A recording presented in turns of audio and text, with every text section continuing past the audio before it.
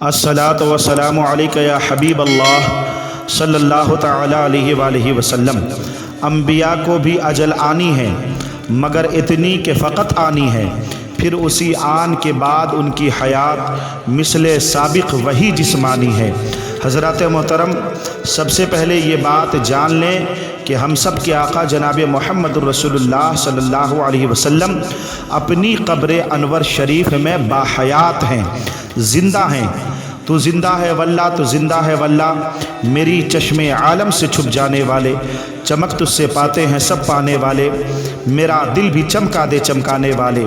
آج میں آپ حضرات کو بڑی قیمتی بات نبی کریم صلی اللہ علیہ وسلم کی قبر انور شریف اور دفن میت سے تعلق بہت ساری باتیں بتانے والا ہوں۔ توجہ کے ساتھ سماعت فرمائیں، انشاءاللہ العزیز بہت ساری دین کی جانکاری آپ کو حاصل ہو جائے گی۔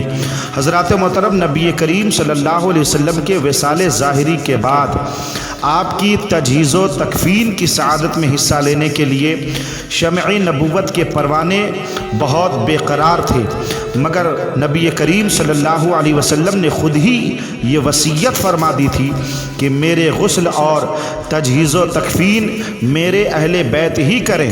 پھر امیر المؤمنین حضرت ابو بکر صدیق رضی اللہ تعالی عنہ نے بھی بحیثیت امیر المؤمنین ہونے کے یہی حکم دیا کہ یہ اہل بیت ہی کا حق ہے۔ اس لیے حضرت عباس اور اہل بیت نے کواڑ بند کر کے، دروازہ بند کر کے نبی کریم صلی اللہ علیہ وسلم کو غسل دیا اور کفن پہنایا، مگر شروع سے آخر تک خود حضرت امیر المؤمنین اور دوسرے صحابہ کرام حجرہ مقدسہ کے باہر حاضر رہے۔ آنے والی بات کو بغور سماعت فرمائیں۔ حضرات، نبی کریم صلی اللہ تعالی علیہ وسلم کی قبر انور شریف جو تھی وہ بغلی تھی، اور آپ کی قبر انور شریف جس نے تیار کیا، جنہوں نے کھودا، وہ صحابی رسول حضرت ابو طلحہ انصاری رضی اللہ تعالیٰ عنہ۔ حضرت ابو طلحہ انصاری رضی اللہ تعالیٰ عنہ نے نبی کریم صلی اللہ علیہ وسلم کے لیے بغلی قبر تیار کی، جس میں اطہر کو حضرت علی، حضرت فضل بن عباس، حضرت عباس، اور دوسری روایتوں میں یہ ہے کہ حضرت اسامہ اور حضرت عبد الرحمن ابن عوف رضوان اللہ تعالی علیہم اجمعین نے قبر میں اتارا۔ ان مقدس صحابہ کرام نے نبی کریم صلی اللہ علیہ وسلم کے جسم مقدسہ کو قبر شریف میں اتارا، یعنی ان مقدس حضرات کو نبی پاک کی قبر میں اترنے کا شرف حاصل ہوا۔ حضرات محترم، حضور نبی کریم صلی اللہ علیہ وسلم کو کہاں دفن کیا جائے؟ کچھ لوگوں نے کہا کہ مسجد نبوی میں آپ کا مدفن ہونا چاہیے، اور کچھ صحابہ کرام نے یہ رائے دی کہ آپ کو صحابہ کرام کے قبرستان میں دفن کرنا چاہیے۔ اس موقع پر حضرت ابو بکر صدیق رضی اللہ تعالیٰ عنہ نے فرمایا کہ میں نے رسول اللہ صلی اللہ علیہ وسلم سے یہ سنا ہے کہ ہر نبی اپنی وفات کے بعد اسی جگہ دفن کیا جاتا ہے جس جگہ ان کی وفات ہوئی ہو۔ حضرت عبداللہ ابن عباس رضی اللہ تعالیٰ عنہ فرماتے ہیں، اس حدیث کو سن کر لوگوں نے حضور صلی اللہ علیہ وسلم کے بچھونے کو اٹھایا۔ صحابہ کرام نے نبی کریم صلی اللہ علیہ وسلم کے بچھونے کو اٹھایا اور اسی جگہ یعنی حجرہ عائشہ میں آپ کی قبر تیار کی گئی اور آپ اسی میں مدفون ہوئے۔ پتہ یہ چلا کہ نبی کریم صلی اللہ علیہ وسلم کی قبر شریف مزار پر انوار آپ کا جو ہے حجرہ عائشہ میں ہے۔ سبحان اللہ، سبحان اللہ۔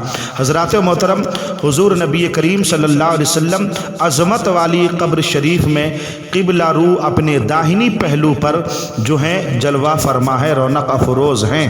حضرات محترم، تو اس سے یہ بھی مسئلہ معلوم ہوتا ہے کہ میت کو کروٹ پر لٹانے میں اس کی پیٹھ کی جانب مٹی وغیرہ کی ٹیک لگا دی جائے تاکہ وہ پلٹ نہ جائے، اور میت کا چہرہ جو ہو قبلہ رخ ہونا چاہیے۔ حضرات محترم، حضرت سفیان تمار رضی اللہ تعالیٰ عنہ سے روایت ہے کہ انہوں نے حضور علیہ السلام کی قبر شریف کو دیکھا جو اونٹ کی کوہان کی طرح اٹھی ہوئی تھی۔ کیا پتہ چلا کہ نبی کریم صلی اللہ علیہ وسلم کی قبر انور شریف اونٹ کی کوہان کی طرح اٹھی ہوئی ہے، بالکل زمین کے برابر نہیں ہے۔ حضرت جابر رضی اللہ تعالیٰ عنہ نے فرمایا کہ نبی کریم صلی اللہ علیہ وسلم کی قبر شریف پر پانی چھڑکا گیا، اور پانی چھڑکنے والے حضرت بلال بن رباح تھے، انہوں نے مشق سے پانی چھڑکا اور سرہانے سے چھڑکنا شروع کیا اور قدموں تک چھڑکا۔ سبحان اللہ۔ مستحب یہ ہے کہ سرہانے کی طرف دونوں ہاتھ سے 3 بار مٹی ڈالا جائے۔ پہلی بار منہا خلقناکم، دوسری بار وفیہا نعیدکم، اور تیسری بار ومنہا نخرجکم تارۃ اخری پڑھا جائے۔ حضرات، دفن میت سے تعلق چونکہ بات کرنی ہے، اس لیے آنے والی بات کو بغور سماعت فرمائیں۔ شجرہ شریف یا عہد نامہ قبر میں رکھنا جائز ہے، اور بہتر یہ ہے کہ میت کے منہ کے سامنے قبلہ کی جانب طاق کھود کر اس میں رکھیں۔ میت کی پیشانی یا کفن پر عہد نامہ لکھنا یہ بھی بہتر ہے۔